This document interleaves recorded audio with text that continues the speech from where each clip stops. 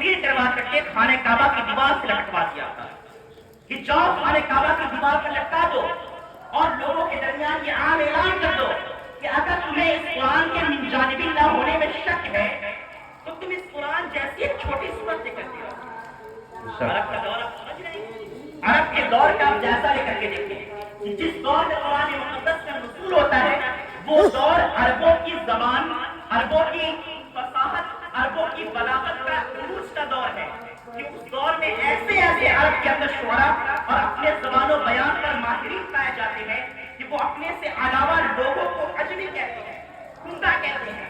یعنی عرب کے معنی فصیح و بلیغ، اس کے مقابل میں جو بھی ممالک ہیں انہیں عجم کہا جاتا ہے۔ عجم کا مطلب گنگا، یعنی عرب اپنے سے علاوہ لوگوں کو گنگا کہا کرتے تھے۔ آپ غور کر کے دیکھیں کہ کتنی بڑی بات ہے ایسے دور کے اندر کہ جب عربوں کو اپنی زبان پر ناز ہے، اپنے بیان پر ناز ہے، ایسے دور میں قرآن کی 3 مختصر آیتیں، 3 مختصر اِنَّا أَعْطَيْنَاكَ الْكَوْثَرَ وَصَلِّ لِرَبِّكَ وَانْحَرْ إِنَّ شَانِئَكَ هُوَ الْأَبْتَرُ، یہ 3 آیتیں خانہ کعبہ کی دیوار پر لٹکائی گئی ہیں۔ اور عرب کوئی چھوٹا موٹا ایریا نہیں ہے یار، تقریباً اس دور میں جو عرب کا بیلٹ ہے تقریباً 23 کے قریب ممالک غالباً آتے ہیں، اگر میری یادداشت صحیح ہے تو تقریباً 23 کے قریب ممالک صرف عرب کے بیلٹ کے اندر آتے ہیں، کوئی چھوٹا موٹا ایریا نہیں ہے۔ تو عرب بہت بڑا ایریا ہے، اس پورے ایریا کو چیلنج کیا گیا کہ تمہیں اپنی زبان پر ناز ہے، تمہیں اپنی شعر و شاعری پر، اپنی بلاغت پر، اپنی عربی پر ناز ہے، تو قرآن بھی عربی نہیں ہے۔ قرآن کی نصف ایک چھوٹی سی 3 جملوں پر مشتمل ایک سورہ کوثر ہے، اس کے مثل لے کر کے آؤ، اس کے مثل لے کر کے آؤ۔ قرآن نے چیلنج کیا تھا عزیزان ملت، مگر کیا ہوا کہ قرآن مقدس کے اس 3 جملوں کو عرب کے بڑے بڑے فصحاء، بڑے بڑے علماء، بڑے بڑے شعراء اس 3 جملوں کو دیکھتے رہے، اور عرب کا سب سے بڑا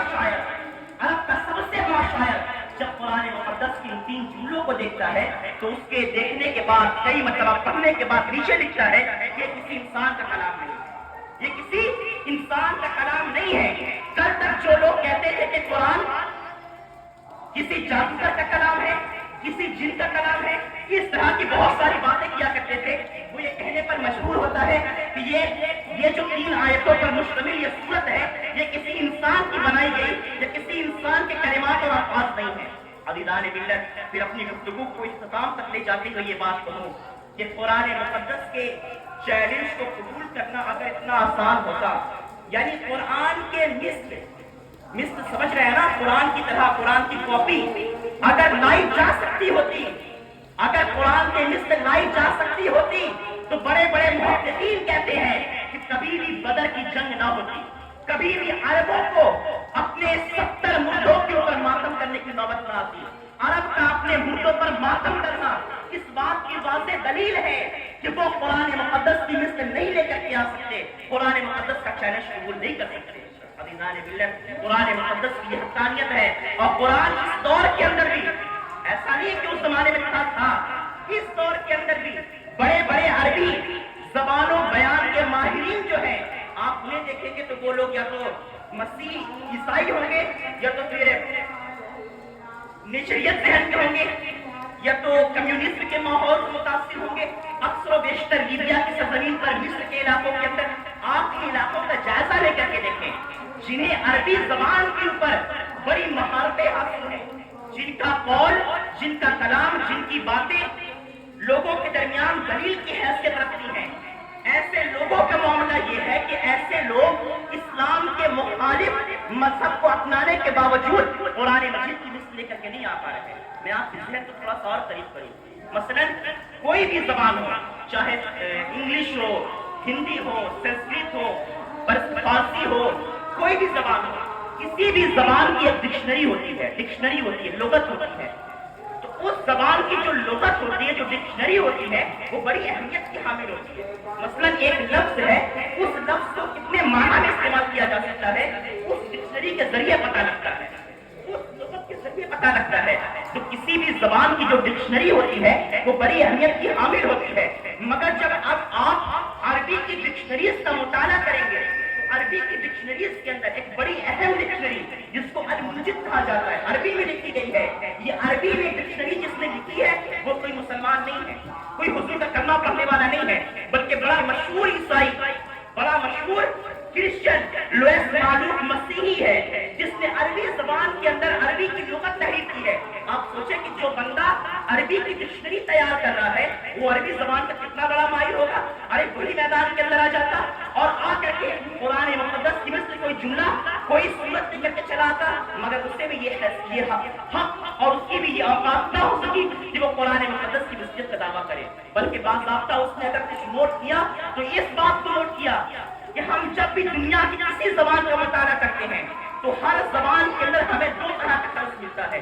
ایک اس زبان کا قدیم ہوتا ہے اور ایک اس زبان کا جدید ہوتا ہے، جس کو اپنی زبان میں ماڈرن لینگویج کہتے ہیں اور کلاسیکل لینگویج کہتے ہیں. کلاسیکل کسی بھی لینگویج کی جو کلاسیکل زبان ہوتی ہے وہ صرف اسکول، کالجز، یونیورسٹیوں تک پڑھائی جا رہی ہے، وہاں تک محدود ہوتی ہے. باضابطہ لوگوں کے درمیان اس زبان میں بات چیت نہیں کیا جا سکتا. فار ایگزامپل شیکسپیئر کی انگلش آپ دیکھ لیں، باضابطہ بڑے ذمہ داری کے ساتھ بڑے بڑے اسکولوں کے اندر پڑھائی جا رہی ہے، بڑی محنتیں کی جاتی ہیں. شیکسپیئر کی انگلش پڑھانے والے جو ٹیچرز ہوتے ہیں ان کی اچھی خاصی تنخواہیں سیلریاں ہوتی ہیں، مگر اس کے باوجود اس کی انگلش کو آج اگر آپ لوگوں کے درمیان بولا جائے تو لوگ سمجھ نہیں پائیں گے. کیوں؟ اس کی وجہ کیا ہے کہ اس نے جس انگلش میں کمال حاصل کیا وہ اس کے اپنے زمانے کی بات تھی. اب وہ قدیم ہو گیا، اب وہ پرانا ہو گیا، اب وہ پرانا ہو گیا، کلاسیکل ہو گیا. اب ماڈرن جو لینگویج انگلش جو ماڈرن زبان ہے، جو جدید زبان ہے، جو نئی طرز ہے، اس زبان کو بیان کیا جائے گا، اس میں گفتگو کی جائے گی، لوگ اس میں باتیں سمجھیں گے. بات سمجھ میں آ رہی ہے؟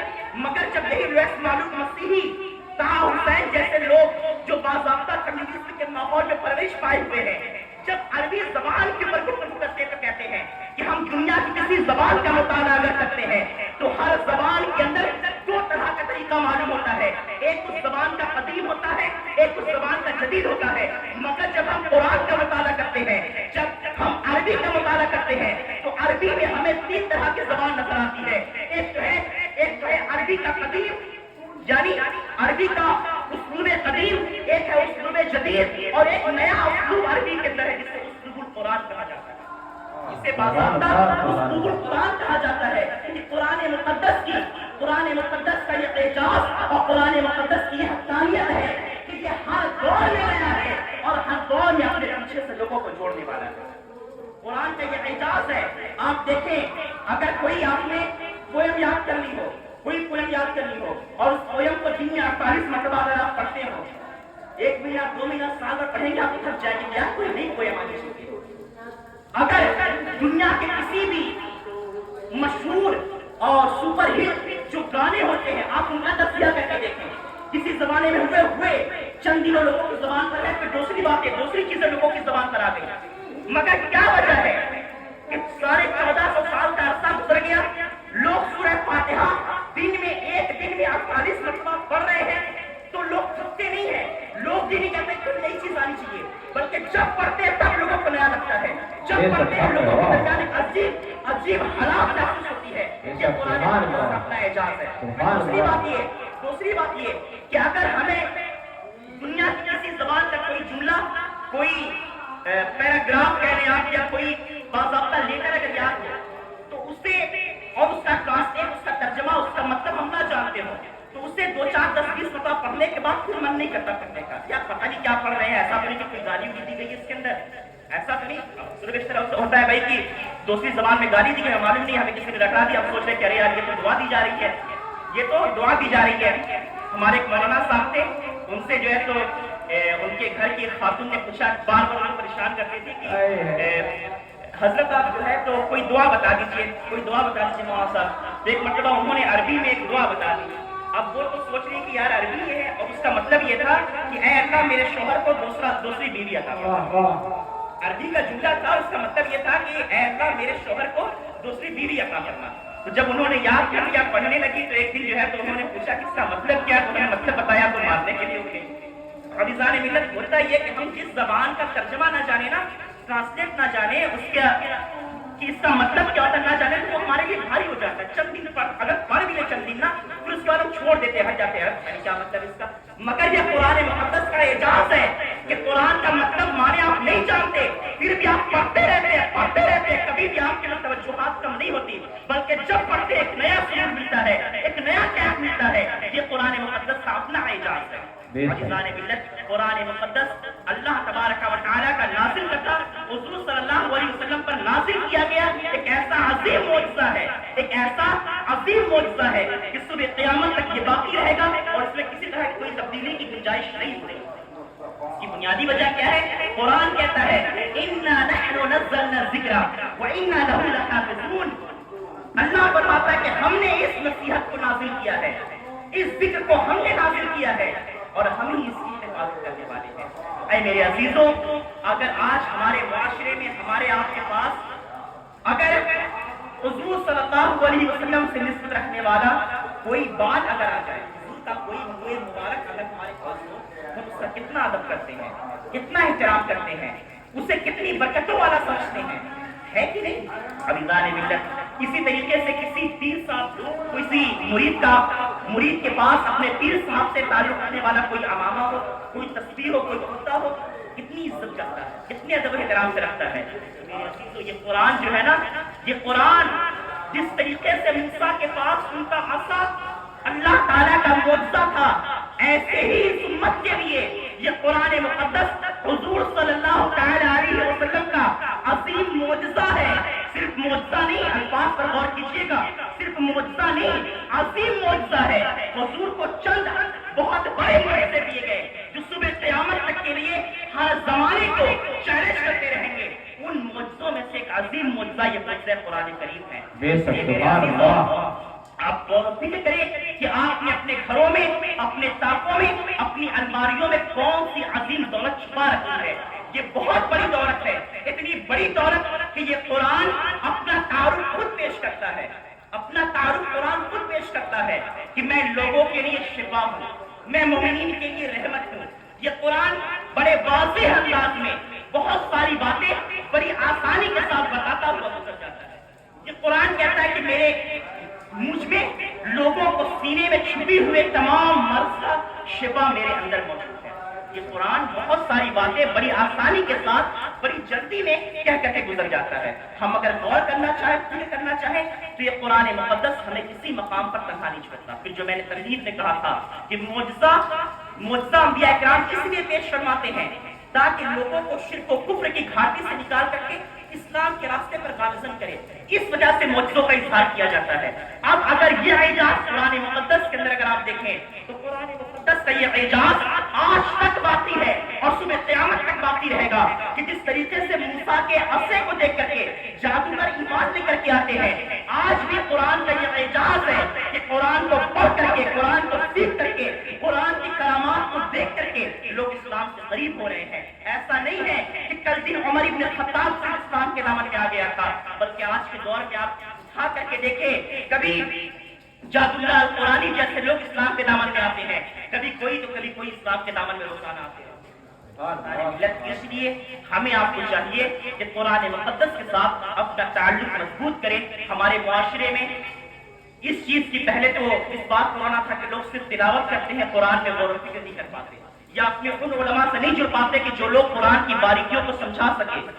ایک رونا پہلے ہمارا یہ تھا، مگر اب تو رونا یہ ہو گیا کہ سمجھنا سمجھانا تو دور کی بات، آج ہم قرآن مقدس کی تلاوت سے نہیں کوشش ہو گئے ہیں۔ تو اے میرے عزیزوں، قرآن مقدس کی تلاوت اپنی زندگی کا معمول بنا لیں اور روزانہ کچھ جو بھی قرآن سے میسر ہو سکے، جب صبح میں اٹھیں تو قرآن مقدس کی تلاوت ضرور کریں، کیونکہ جو دن اللہ کے کلام سے آغاز ہوگا، جس دن کا آغاز اللہ تعالیٰ کے کلام سے ہوگا، پھر یقین جان لیں کہ اللہ تعالیٰ کی رحمتیں آپ پر ضرور چھوٹ کر کے نازل ہوں گی۔ اللہ تعالیٰ کی بارگاہ میں دعا ہے مولا تبارک و تعالیٰ ٹوٹے پھوٹے بے ترتیب چند جملوں کو اپنی بارگاہ میں شرف قبولیت عطا فرمائے اور مجھے آپ سب کو کہنے سننے سے زیادہ عمل کرنے کی توفیق عطا فرمائے۔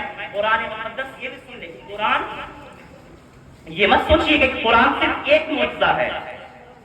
قرآن شاید آپ نے پہلے تو سنا ہو یہ کہ قرآن معجزہ ہے، مگر ایک اور میں انکشاف کروں کہ قرآن صرف ایک معجزہ نہیں ہے، قرآن صرف ایک معجزہ نہیں ہے، بلکہ عربی میں جو آیت ہوتی ہے نا، آیت تو جانتے ہی ہوں گے آپ، الحمدللہ رب العالمین ایک آیت ہے، الرحمن الرحیم ایک آیت ہے، ٹھیک؟